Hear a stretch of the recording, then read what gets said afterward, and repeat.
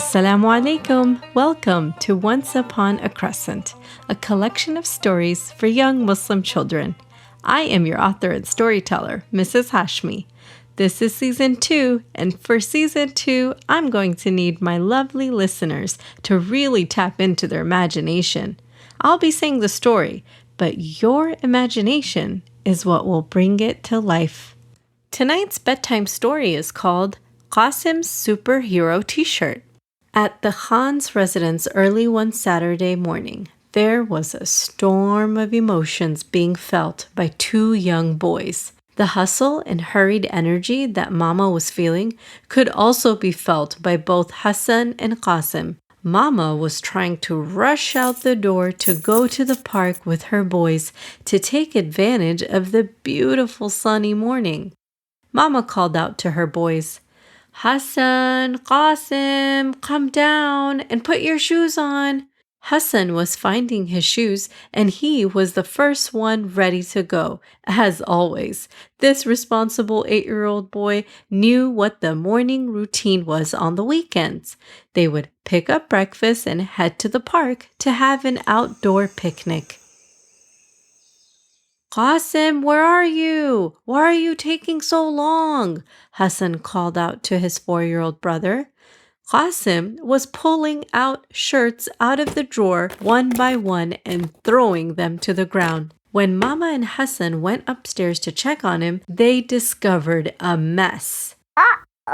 Mama tried not to look upset at the utter chaos of clean clothes scattered all over the floor and dumped, unfolded. She bent down to pick them up and to refold them and place them back into Qasim's drawers. She turned to Qasim and asked, "Qasim, what are you doing, Papa? It looks like you're looking for something. Can I help you look for it?"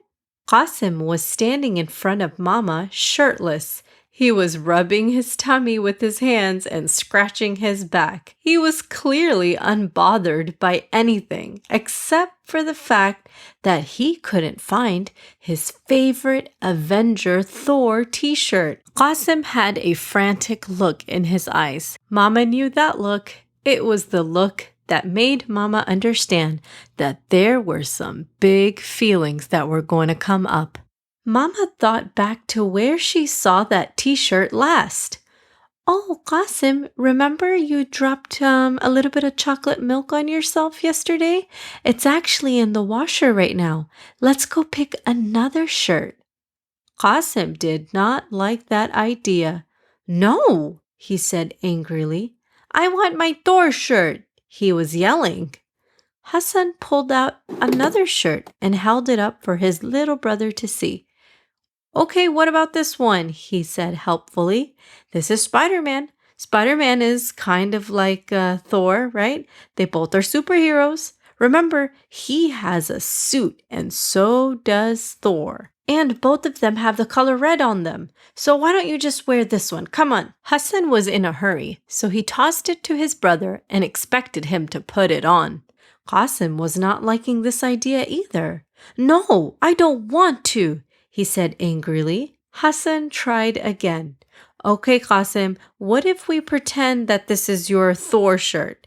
Hasan said, holding up another plain t-shirt. He slammed the drawer shut, confident that Qasim would finally agree. This time, he pointed out to a little lightning on the corner. "Hey, we can pretend this is a shirt that Thor would wear." Mama stood on the sidelines, watching her boys try to work it out amongst themselves. Hasan was really trying. Hasan was hoping that his younger brother would just settle for this and they could all head out to the park without any further fuss. Hasan walked over to his younger brother and took the shirt and tried to push it through his head. Qasim protested. "No, I said I don't want this shirt, Baya," and he pushed him off. Hasan was taken aback. He did not expect his little 4-year-old brother to try to push him. Qasim took the t-shirt that was hanging around his neck and yanked it off from his head and flung it to the ground. This hurt Hasan's feelings. "Well, I'm just trying to help you, Qasim," Hasan was running out of patience, and he snapped at his little brother, "If you don't put on a shirt, then we're just going to leave you at home." And with that, Qasim went from upset to super angry.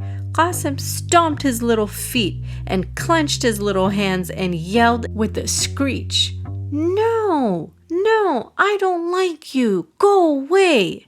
These were the big feelings that Mama knew were going to come up. She looked at Hasan, who raised his hand in a fist, and in a split second, he'd let go of his fist and chose a different reaction. Hasan turned his back and stomped his big 8-year-old feet in return and angrily left the room. Mama stood between two angry boys who were feeling two storms of emotions. One was crying and upset over a favorite t-shirt, and another was irritated and hurt over some angry words that were said. Mama looked at Qasim, who went back to pulling things out of his drawer trying to find the perfect shirt. Mama approached Qasim cautiously, making a suggestion that would really change the mood. "Okay, hey Qasim, let's play a game. I will close my eyes and you take my hand. We'll pretend that Mama's hand is a big claw, opening and closing. And when you take my hand, you can choose where this claw will land and grab a shirt. You can count to 10, and when you say 10, I'll close my claw. And whatever t-shirt that the claw grabs, you can wear that. Is that a good idea?" Qasim was finally smiling and already grabbing at Mama's hand. He counted to 10. 1, 2, 3, 4, 5, 6, 7, 8, 9, 10. At 10, Mama clawed at a shirt and quickly helped Qasim get dressed. "You play here and I will go talk to Baya, okay?" Qasim nodded as he stared down at his t-shirt. Mama entered Hasan's room. Hasan was quietly reading a book, pretending not to notice Mama, who sat next to him on the bed. She began to speak. "You know, Hasan, feelings come and go. No one is ever happy all the time, every single minute and second that they are awake. It's just not possible. Your face would hurt from smiling that much," Mama said with gritted teeth and a smile. She continued, "And no one is ever angry all the time, every single minute and second that they are awake. It's just not possible. Your head would hurt from all the scowling you do," Mama said, with her eyebrows pushed against each other in an upsetting look. "What Qasim said earlier, sweetie, he said it in anger. Can you forgive that and we move on? And we can go to the park now." Hasan's feelings were hurt too, and Mama could tell. He replied, "There's no point in forgiving him. He's just going to do it again. I'm mad at him for being mean to me." Mama straightened up and really thought about this. "You know, Hasan, you're right. Let's pause and talk about your side of this first. I actually would be mad too. I mean, you were just trying to help the situation. And I felt like your suggestions were really creative. I'm surprised Qasim didn't agree to any of them." Ugh. Mama sighed. It stinks to be yelled at like that, right? And that too from a 4-year-old? She asked curiously. Hasan was pleasantly surprised at how well his mom was able to recap the entire thing, but from his point of view. "Yeah, Mama, and plus, I know he would have laughed if he wasn't so angry about getting that specific shirt. He would have thought that it's funny that I was trying to make him wear a different shirt. I don't get why he needs to change so many times in a day. He drops a little bit of water, he goes and changes. He gets his sleeves wet, he goes and changes. Mama, you know, he even goes and changes when we're about to pray Maghrib together. He says he has to wear his superhero praying clothes. He has such a specific choice for everything. I think he's really picky," Hasan said with annoyance. Mama laughed. You're telling me. Imagine being the one responsible for all that laundry once Qasim decides to throw the clothes in the dirty laundry pile instead of putting it back into the drawer. Hasan laughed with his mama. Hasan walked to the door to exit and said, I'm going to go ask him if he really doesn't like me, like he said. He yelled it pretty loud. He said, Go away, I don't like you. Mama called behind Hasan before he could leave the room.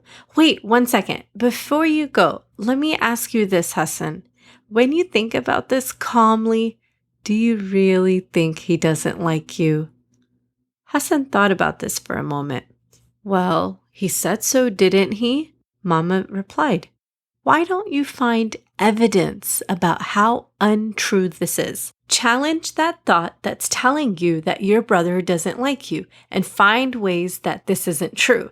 And that way, when you see how untrue it is, maybe your feelings will change, Hasan. Hasan paused and smiled. Well, he loves to play with me. He says I'm his best friend almost every day at bedtime. He shares all his snacks and treats with me. Yeah, why would he truly do that if he didn't like me, right, Mama? Mama smiled and nodded. Just then, Qasim walked into the room with a different shirt on. He was beaming down at his shirt and smoothing over any wrinkles on there. Hasan smiled at his little brother and asked about his t-shirt. So, Qasim, what did you end up picking? The favorite shirt I like is the one I'm wearing right now. My favorite Avenger is Thor because he has a helmet and a cape. Mama and Qasim took one look at each other and smiled. Qasim was now putting his shoes on, ready to go. They all walked out the door towards the car. As Qasim was being buckled into his car seat, Mama paused and looked to her eldest son. You know, Hasan, your mansion in Jannah is going to be built higher because of what you did today. Hasan looked totally confused. Huh? What do you mean, Mama? The Prophet ﷺ once said to his companions, Shall I tell you something that will make your palaces and paradise higher and that would raise you in degrees in the sight of Allah? His companions replied, Yes. So the Prophet ﷺ replied, To be forgiving and to have control over yourself when someone causes you hurt or anger. Hasan looked slightly confused again, so Mama explained cheerfully. Hasan, when your feelings were hurt by Qasim's angry words, you chose to forgive him. I can see that you did that because I saw you smile at him and you asked about his t-shirt and you just continued on with your day. You practiced forgiveness, so your mansion in Jannah will be built higher and best of all, Allah sees the forgiveness in your heart.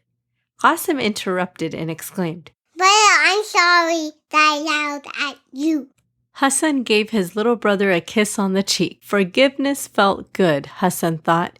On the drive to the park, Hasan was lost in thought. He actually began to daydream about his mansion in Jannah. In Jannah, I'm going to have a mansion with 47,000 pools and a zoo, a backyard, a lot of Legos, buffets, hot dogs, burgers, and pizzas, plus lasagna. Jazakallah khair, everyone, for your time and support. If you've enjoyed this story, please subscribe and feel free to share with other families and friends to help spread the word about this podcast.